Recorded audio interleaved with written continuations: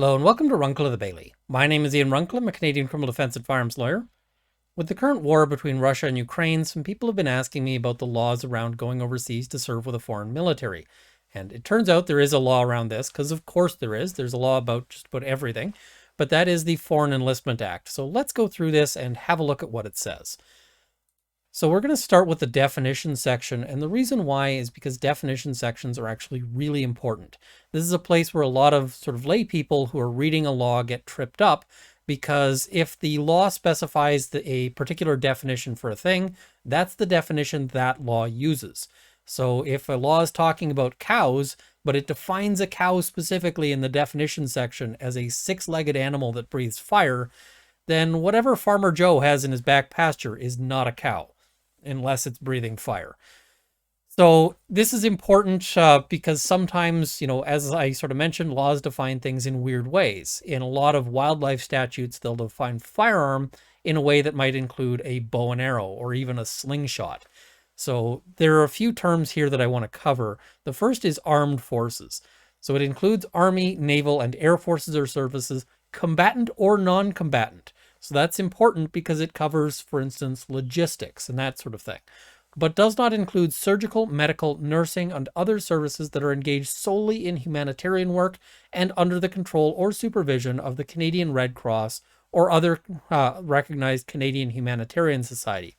So this allows you to do some work, for instance, for the Red Cross that might otherwise be forbidden based on where it's taking place and who's involved. Conveyance includes ships, vessels, aircraft, trains, and motor and other vehicles. So basically anything you ride inside or on, any kind of vehicle.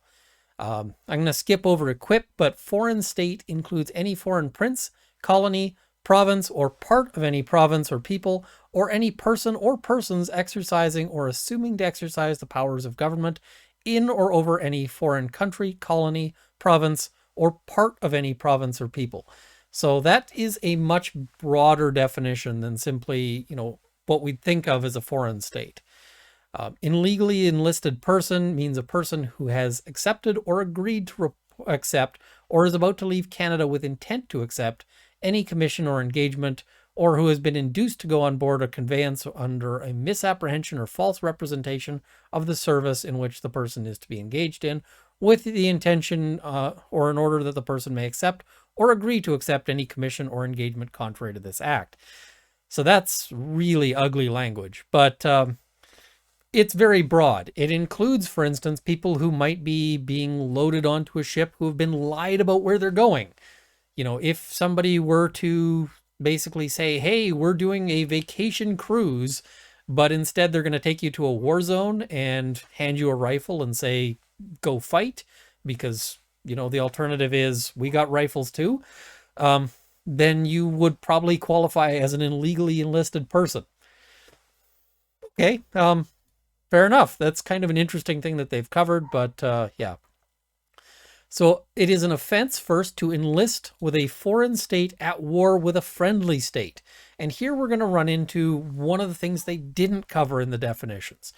So it says any person who, being a Canadian national within or outside Canada, voluntarily accepts or agrees to accept any commission or engagement in the armed forces of any foreign state at war with any friendly foreign state, or whether a Canadian national or not within Canada induces any other person to accept or agree to accept any commission or engagement with any such armed forces, is guilty of an offense.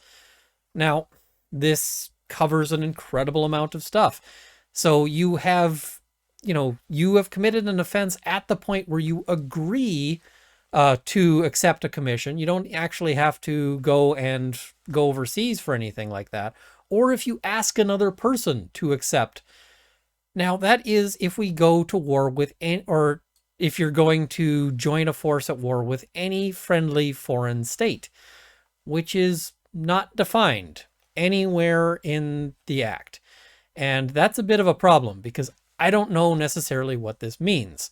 And when I run into a definition like this where I don't know what it means, the first thing I do as a lawyer is I look for prior case law where people might have been punished for this, because usually where there's a term that's kind of fuzzy like this, the court will have had to grapple with that question and establish a firm meaning for this.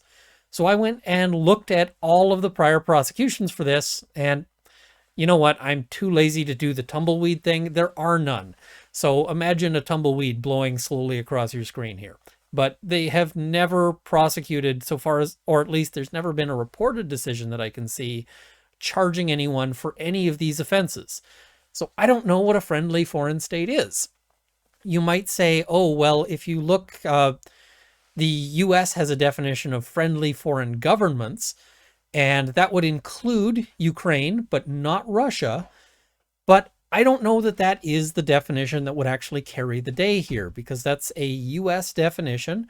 It's a NATO definition, and this act, from my understanding, predates the formation of NATO, so it's kind of hard to imagine that that's necessarily what they had in mind. What's friendly in this context? I mean, Canada is not, notwithstanding the fact that Canada is imposing sanctions on Russia in various ways, we're not actually at war with Russia, and that's a good thing. You know, we don't really want a war between NATO and Russia because I am vulnerable to radiation, and Fallout is a pretty cool game, but the live action version kind of sucks. So I don't know what this means, and that is a problem. Our government has made a statement saying that they don't think it would be illegal for people to travel overseas to fight in that. So that sounds to me like they're saying that they're not going to prosecute. Certainly, if you were fighting against, joining a fight against one of Canada's allies, like if you joined a state that was fighting with the United States, for example, then you would definitely be prosecutable. I don't think Russia qualifies because of these, sanctions and so forth, but I couldn't, this is not something where I'd like bet all of my money on the case on this. This could be potentially an interesting question. And, as I've said in many videos, interesting means expensive. I don't think Canada really has the appetite, however, to go prosecuting people for assisting Ukraine in this conflict, given that Canada is a public supporter of that, of Ukraine. So, yeah, I don't like these sorts of undefined critical terms here. Next up is, it is an offense to leave or intend to leave Canada to enlist with a foreign state at war with any friendly foreign state. So again, we're running into that friendly foreign state language, but it says, any person who, being a Canadian national, leaves or goes on board any conveyance with a view to leaving Canada with intent to accept any commission or engagement in the armed forces of any foreign state at war with any friendly foreign state. So this applies to Canadians who get on board any sort of vehicle to leave Canada for those purposes. So that applies as soon as you get on board, whether it's a plane, a ship, a bicycle, whatever it is. If you're traveling to somewhere else to fight against a friendly foreign state, that's an offense that's punishable. And there's another provision. This is actually sort of a double-barreled section here, because it says, or whether a Canadian national or not within Canada induces any other person to leave or go on board any conveyance with a view to leaving Canada with a like intent is guilty of an offense. So this would apply to, for instance, recruiters of some variety. Next, we have offense to induce a person to enlist and leave Canada by misrepresentations. So any person who induces any other person to leave Canada or to go on board any conveyance within Canada under a misrepresentation or false representation of the service in which such person is to be engaged, with the intent or in order that such person may accept or agree to accept any commission or engagement in the armed forces of any foreign state at war with any friendly foreign state, is guilty of an offense. So if you remember my somewhat ridiculous, fake cruise ship scenario where everybody gets on board and they think they're going to have a wonderful tropical vacation, and it turns out they're getting dropped into a war zone. It would be an offense for the person who is running that scheme. Similarly, if somebody thought they were signing up for the Red Cross, but when they get there, they're actually going to be, attached to that foreign military, the person lying to them and getting them into that position is committing an offense under this act. And there's an interesting provision here. Owner of conveyance may be guilty of offense. So a person who having the control or direction of, or being the owner of any conveyance, knowingly takes on board or engages to take on board or has on board such conveyance within Canada, any illegally enlisted person is guilty of an offense. So this again would cover the owner of, but also the pilot or captain of somebody in that cruise ship scenario that we just talked about. If you are, taking on board illegally enlisted persons and you know that you're doing so, that is itself an offense. So it's broad overlapping provisions here. And a conveyance referred to in subsection 1 shall be detained until the trial or conviction of the person or owner referred to in that subsection, and until all fines or penalties imposed on the person or owner have been paid or security approved by the court having jurisdiction in the matter has been given for the payment thereof. So this provides for the, whatever sort of vehicle you're talking about, which could be, a ship or an aircraft. Those aren't cheap. I do not have aircraft money, and I don't expect I'll ever have aircraft money. But this basically says that you can lock that up. And detaining a ship or an aircraft is a huge thing. I mean, those, when you look at a big container ship, for example, those things are incredibly expensive to own. They're expensive just existing. Every second that ship exists in the universe, it is losing money and has to be running in order to earn money to cover its costs of maintenance and crew and all of these things.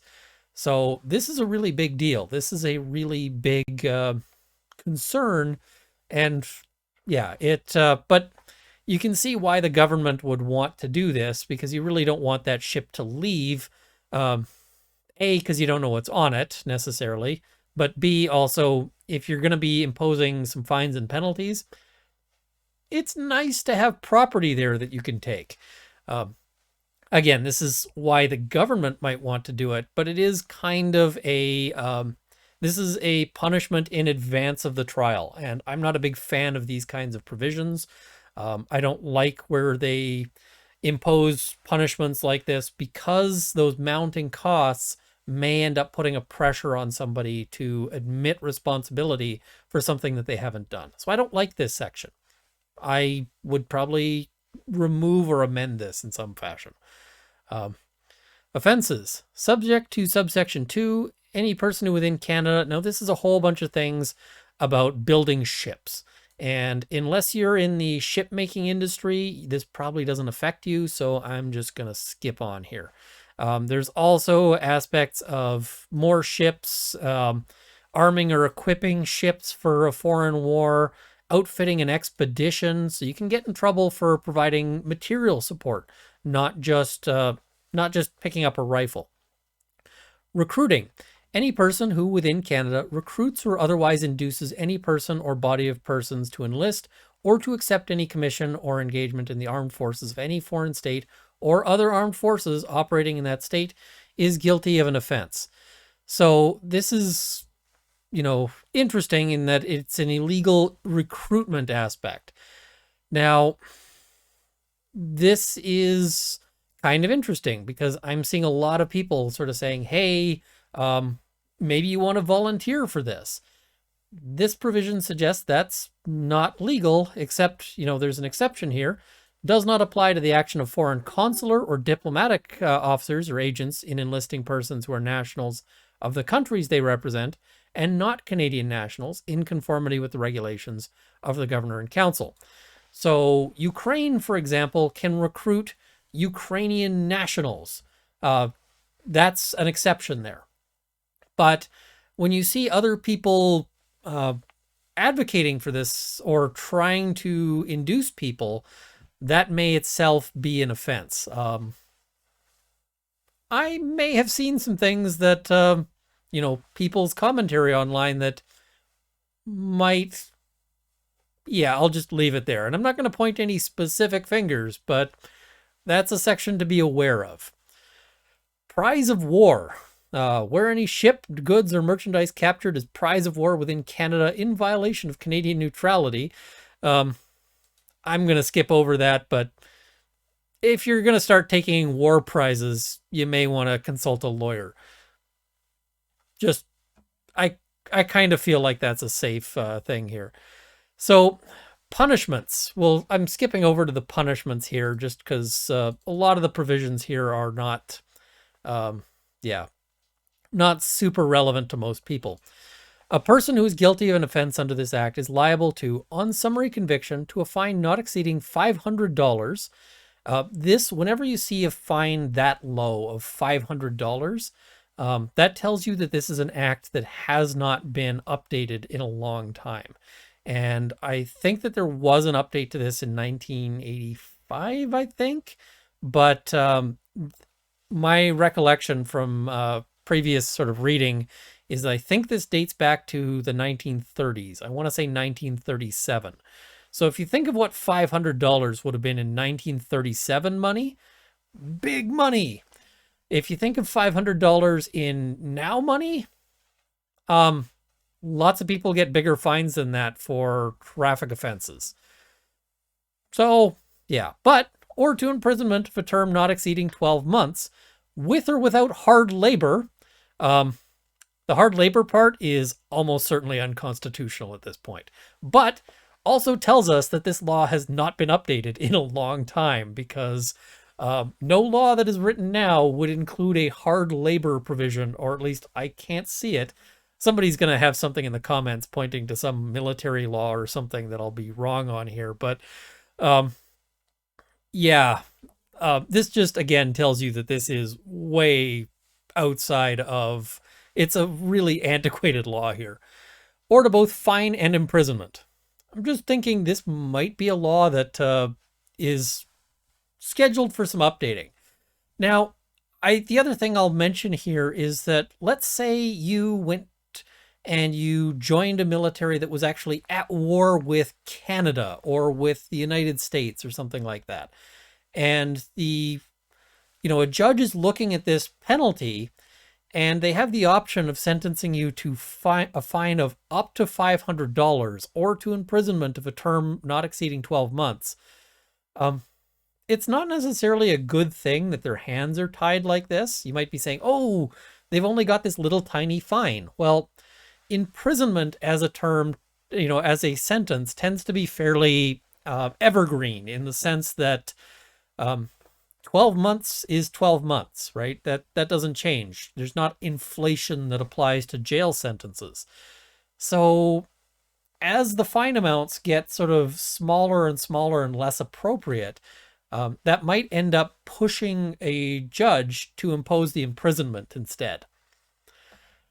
But it'll be without hard labor, just as a note there.